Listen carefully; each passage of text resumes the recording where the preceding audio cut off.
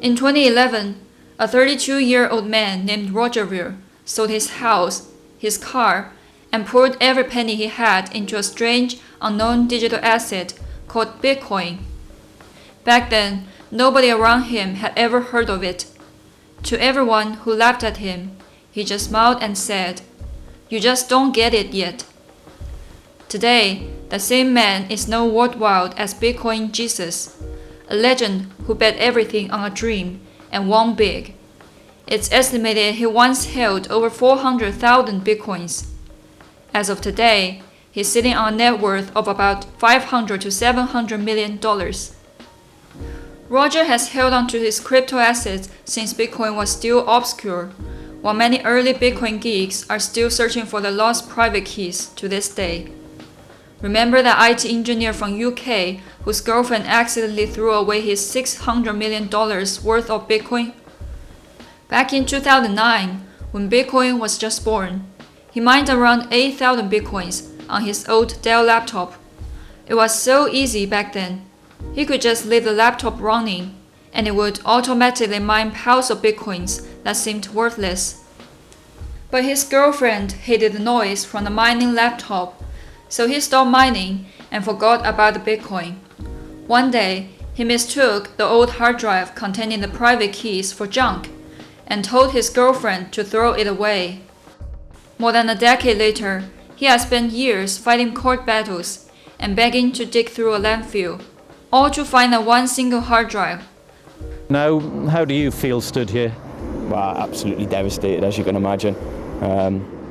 I just wish I could go back in time and not throw that drive away. That's the hardest kind of mining there is. Hi, welcome back to Buzzy Talks. On this channel, we explore the stories behind investing and business. Hit subscribe and you might just find your next big financial insight right here. Bitcoin is full of endless legendary and fascinating stories, just like the two we just covered. It's truly stunning to see that a virtual currency with no official credit backing and no link to any precious metal could rise from a starting price of just a tiny fraction of a penny all the way to a peak of over $100,000. Bitcoin was born at a time of broken trust. Out of one crisis, people witnessed the hypocrisy of government-controlled economies. During the 2008 crisis, millions lost jobs, homes, and life savings. Banks got bailed out with $700 billion of taxpayer money, while ordinary people were left homeless and jobless. Wall Street greed, government corruption, and central banks printing endless money destroyed faith in the entire system. People no longer trusted banks, no longer trusted government, and no longer believed their savings were safe. They wanted something out of government reach, out of bank control, something scarce, unhackable, and fair. That's exactly what Satoshi Nakamoto delivered on Halloween 2008, Bitcoin. On October 31st, 2008, Satoshi released a 9-page white paper, elegant in its simplicity, titled Bitcoin, a peer-to-peer electronic cash system. With it, he introduced a fully decentralized cash system, and with it, a new era began. The first few responses were mostly skeptical. The system can't scale. Attackers will take over the network. It has no intrinsic value. But Helfany, a cryptographer and programmer, was the first to truly grasp and embrace Bitcoin's potential. Bitcoin seems to be a very promising idea, he wrote. On January 3, 2009, Satoshi Nakamoto mined the Genesis block, also known as Block 0, officially launching the Bitcoin network. Embedded within it was a headline from the Times. The Times, 3rd of January 2009, Chancellor on brink of second bailout for banks. This line served as both Bitcoin's birth certificate and a bold statement against the flaws of the traditional financial system. 9 days after the Genesis block, Satoshi sent the first ever Bitcoin transaction, just a symbolic 10 Bitcoins, to Helfany. It verified the peer-to-peer payment system, closing the gap between theory and real-world function. In October 2009, New Liberty Standard, the world's first Bitcoin exchange, run by an anonymous early adopter, published the first ever BTC versus USD exchange rate.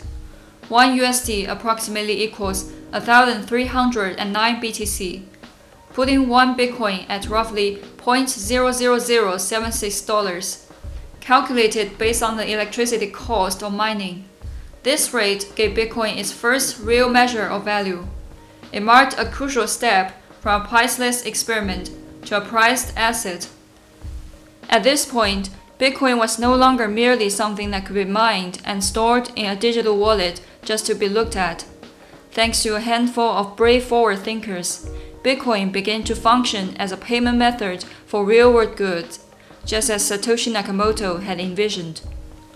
On May 22, 2010, now famously known as Bitcoin Pizza Day, Laszlo Haniak made a post on the Bitcoin Talk forum and traded 10,000 Bitcoins for 2 pizzas from Papa John's.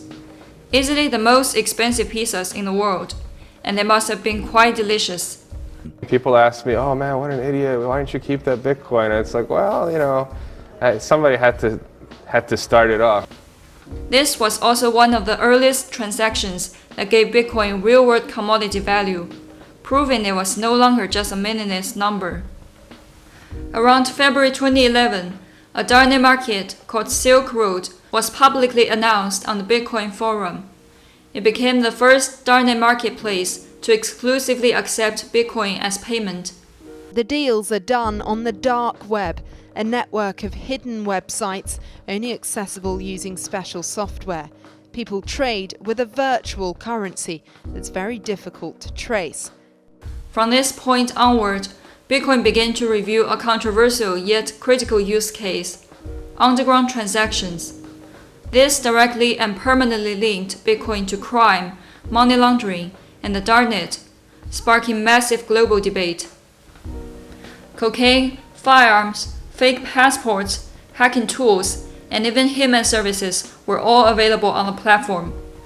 Over its 3 years of operation, Silk Road recorded a total transaction volume of approximately 9.5 million Bitcoins, worth more than $1.2 billion at the time.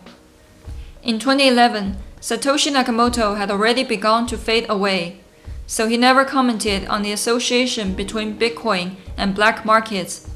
However, as early as December 2010, during the WikiLeaks incident, he clearly expressed strong opposition to Bitcoin being involved in sensitive or illegal uses. On November 28, 2010, WikiLeaks published hundreds of thousands of US diplomatic cables, enraging the US government. The government pressured major payment providers including Visa, MasterCard, and PayPal to cut off all donation services to WikiLeaks, completely shutting down its traditional funding. On the Bitcoin Talk forum, community members urged WikiLeaks to accept Bitcoin donations to bypass the financial blockade, arguing it would showcase Bitcoin's censorship-resistant value. But Satoshi believed that Bitcoin was still in its early, immature stage. To be dragged into political conflict too early would invite harsh regulatory crackdowns and potentially destroy the project entirely. Despite his warning, on June 15, 2011, WikiLeaks announced it would accept Bitcoin donations. Assange has stated multiple times that these donations helped WikiLeaks survive the financial blockade. This event marked Bitcoin's first exposure to global media attention, catapulting it from a niche experiment among tech enthusiasts straight into the center of an international storm. Thanks to easier trading and non-stop media hype, Bitcoin saw its very first major bull run back in 2011. It soared from 30 cents at the start of the year to $30 by mid-year, representing a more than 100-fold increase. At the time, the leading Bitcoin platform, Mt. Gox, saw its user base explode to 60,000. Some die-hard believers declared, "This is the future of money." The Bitcoin Talk forum was filled with comments like, "If you don't buy now, you never get prices this cheap for the rest of your life. This isn't a bubble, it's a new order of the internet." By then, some people had already mortgaged their houses and taken out loans to mine Bitcoin. Yet amid the explosive rally, many of these same believers gradually sold out of intense fear of risk. They recognized Bitcoin's revolutionary potential, but doubted it could survive, fearing it could crash to zero in an instant. This was a shared mindset of those who saw Bitcoin's promise early on. The first bull run didn't last very long. On June 19, 2011, Mt. Gox was hit by a major hack. An admin account was compromised, allowing the attacker to manipulate prices from the backend. I just witnessed a very dramatic price crash in Bitcoin on the Mt. Gox exchange. Mt. Gox is the main Bitcoin exchanger. It's the biggest at the moment. And from the span of about less than 5 minutes, it went from 1750, which is the range that it's been trading in for the last 72 hours. It went from 1750 all the way down to 1 penny. Mt. Gox rolled back the trades, but the damage was done. Confidence shattered. Bitcoin crashed from its June high of over $30 down to just $2 in November. Then the Bitcoin Talk forum was flooded with this famous line: "Bitcoin is a scam, a bubble, a Ponzi scheme that just crashed and burned." There's a story from early 2011 when Bitcoin was at $1. A newcomer asked, "Teach me to buy Bitcoin. I have $10,000. He spent months learning. By the time he finally bought in, Bitcoin was at $31. His $10,000 got him 322 coins, only to watch the market collapse days later. He sold in panic, saying, "It's a scam, everybody be careful." As Bitcoin slid downhill, CNN, the New York Times, the Wall Street Journal, the Financial Times, and others repeatedly stated in their headlines and commentaries, "This was never money. It's a digital fantasy for nerds and criminals." The lesson was a painful one, but it was during this crash that people truly began to realize the security risks of Bitcoin exchanges. This directly led to the development of core security systems such as cold storage, multi-signature wallets, offline signing, and proof of reserves, laying the foundation for the security standards still in use today. On November 28, 2012, Bitcoin's miner reward was halved for the first time, from 50 Bitcoins to 25 Bitcoins. This was not just a routine code upgrade, but the first major test of Bitcoin's credibility as a store of value. Back then, everyone wondered, would the decentralized network really cut its reward exactly as programmed? The result confirmed one thing: code is law. It marked the world's first monetary policy run entirely by code and algorithms. On top of that, it also locked in Bitcoin's limited digital supply for good. Before this, Bitcoin was little more than an internet token. After the halving, it emerged as digital gold. Bitcoin proved to the world that it shares the same deflationary properties as gold, along with unbreakable cryptographic scarcity. Many early Bitcoin adoption stories seem absurdly funny in hindsight. In June 2010, Gavin Andresen, who took over for Satoshi Nakamoto to manage the codebase, used about 1,100 Bitcoins of his own money to launch a website called the Bitcoin Faucet. The rules were simple. Anyone could visit the site, enter a Bitcoin wallet address, complete a CAPTCHA, and receive 5 Bitcoins for free. I don't know where it's going to go, but there's a small possibility that in 50 years it just might replace the dollar as the world's reserve currency. It might happen. I created my first Bitcoin website is the Bitcoin Faucet. You can go there, get Bitcoins for free, because I know to trust something, you have to use it, you have to try it. At that time, Bitcoin was worth less than 1 cent per coin. Most people had no idea what it was, and those without technical mining gear or expertise had no way to get it. Gavin's goal was to expand Bitcoin's user base through small giveaways, helping it grow beyond a small group of geeks to the general public. At a small tech event in 2012, a humble booth with nothing more than a folding table, a printed poster, and a QR code advertised that anyone who signed up would receive 100 Bitcoins in an attempt to attract new users. But people walked by without a second glance. Back then, most people thought Bitcoin was a scam or a worthless token, and almost no one stopped to scan the code and register. The topic I want to talk about today is Bitcoin neutrality. Neutrality in Bitcoin means being able to adopt Bitcoin in any culture, any language, any religion, any geography, but also any political or economic system. This is Andreas Antonopoulos. The footage is from a 2013 event, the Bitcoin Foundation Conference in San Jose, United States. In this video, Andreas is giving a passionate speech to a hall full of empty seats. In reality, only 5 people were in the audience. At the time, Bitcoin was trading at around $100. 2013 was a monumental year for Bitcoin, as it first broke into the mainstream.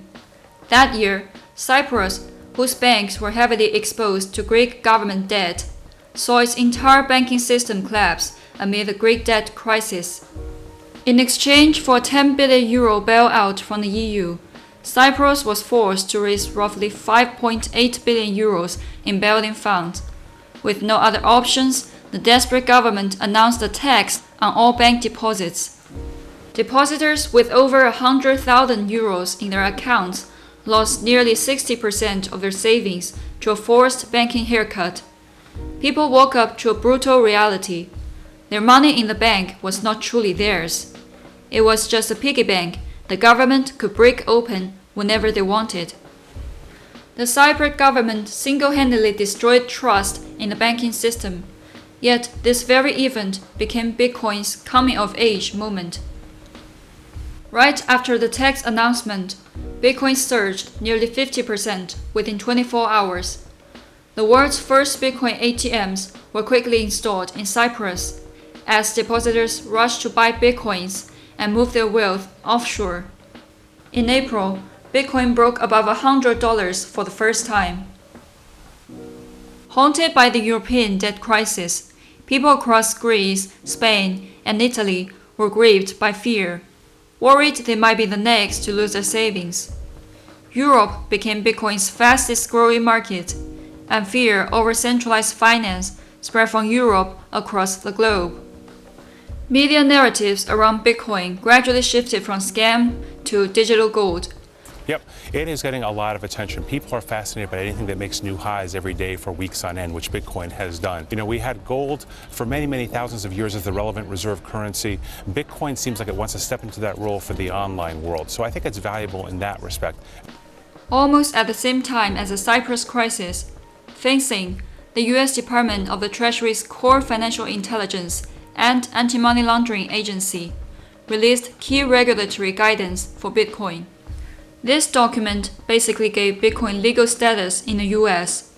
It was the first official rule to classify Bitcoin as a convertible virtual currency, and it clearly said people could legally own it. From then on, Bitcoin officially fell under America's anti-money laundering rules, no longer floating in a completely unregulated gray area. The US government's stance on Bitcoin also became crucial to its further mainstream adoption. In late November 2013, large-scale Chinese capital flooded into Bitcoin for the first time. Its price jumped from a few $100s to over $1,000. For a time, stories of nearly 100-fold annual returns spread all over forums and media, and trading volumes on Chinese platforms exploded.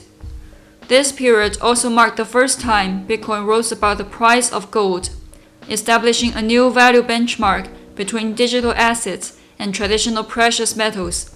and officially setting off a worldwide investment craze. Back in April 2011, Satoshi Nakamoto sent his final email as a farewell exit. "I've moved on to other things. It's in good hands with Gavin and everyone. I don't like being the center of attention, and it may help if I disappear." From that moment on, he vanished entirely from the public view, as if he had never existed. Bitcoin was left without its founder, evolving into a fully community-governed project, thereby achieving true decentralization. Satoshi Nakamoto, the god who created the Bitcoin universe, ultimately erased himself. Suppose Satoshi was not an alias for some organization, as many conspiracy theorists claim, but simply an idealistic cypherpunk, an individual deeply skilled in cryptography. What immense loneliness must this vanished god have felt? In the more than a decade since Bitcoin's birth, as it slowly grew and matured, some people made fortunes from it, while others went bankrupt and even took their own lives. Some worship it as a religion. Others dismiss it as nothing but a massive scam. Countless people have fought, split communities, sued one another, and even gone to jail over it. Bitcoin's path may have long strayed from Satoshi's original vision. He has watched it all unfold, yet not been able to utter a single word. The feeling must have been, as long as I stay, Bitcoin will have a leader, and as long as it has a leader, it will die, for it cannot be truly decentralized. If I ever reappear or touch a single coin from my wallet, Bitcoin dies, and I too will be framed for all the greed and chaos, with no way out. Watching Bitcoin grow was like watching his own child being taken away by the entire world.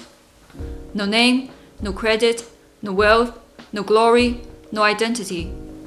He created a new era, yet in that era, he must live as if he had never existed. Hope you enjoyed the stories from Bitcoin's early days. Don't forget to like and subscribe to Buzzy Talks. Stay tuned, and I'll see you in the next video.